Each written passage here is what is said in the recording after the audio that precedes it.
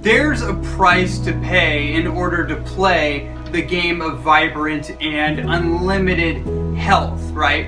In order to really achieve the health that we want in our life, the vibrancy and the vitality that is available to us, there's a price to pay. And that price is going to be different depending on the different accumulation of experiences and indiscretions that we have compounded over our lifetime, right? There's different times where it's a little more intense than others. Different stuff is coming up. We're getting to a new depth of residue that wants to be uncovered. It wants to be excavated from my physical structure and released, essentially.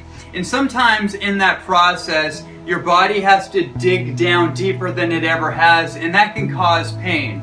That can cause physical pain. That can cause emotional traumas to be released where they have been stored in different regions of the body's tissues, and you need to be prepared for that. And just to have the proper consciousness and attitude when you go into a cleanse, or when you go into neuromuscular release therapy or Maori work, if you ever have the opportunity to do that, or rolfing or something deep tissue, body tissue work, something to that extent where you're literally going to be opening up old wounds.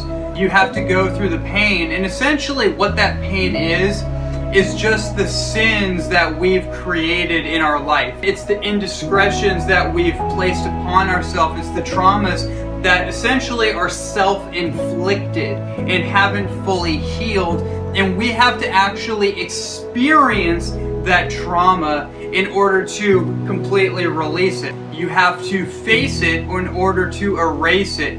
Until you've had that experience, you can't fully appreciate the healing process. It's quite another to numbify ourselves from that trauma, to just keep storing it, to keep stuffing it, to keep covering it up, to numb ourselves from that signaling that the body is sending out at any given moment. Over time, what will happen is that it's going to manifest itself into some overt form of illness, disease, imbalance, whatever you want to call it, a neurodegenerative breakdown or some kind of physical breakdown of some sort.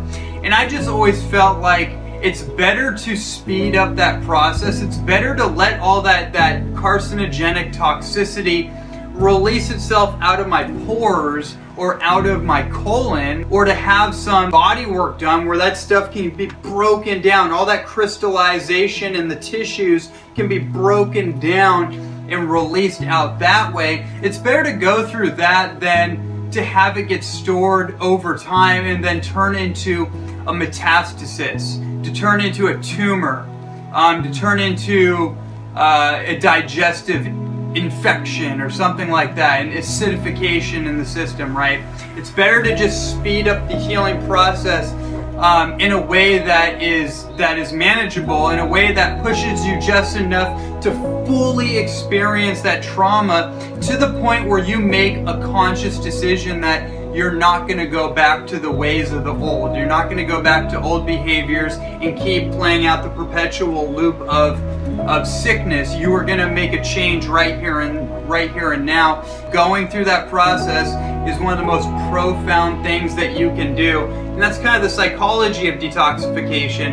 And there's different ways to set up your fasting or cleansing experience to help you maintain focus, clear intention, and sovereignty of your mind and spirit, so you're not being swayed by these different temptations and coping mechanisms down the path.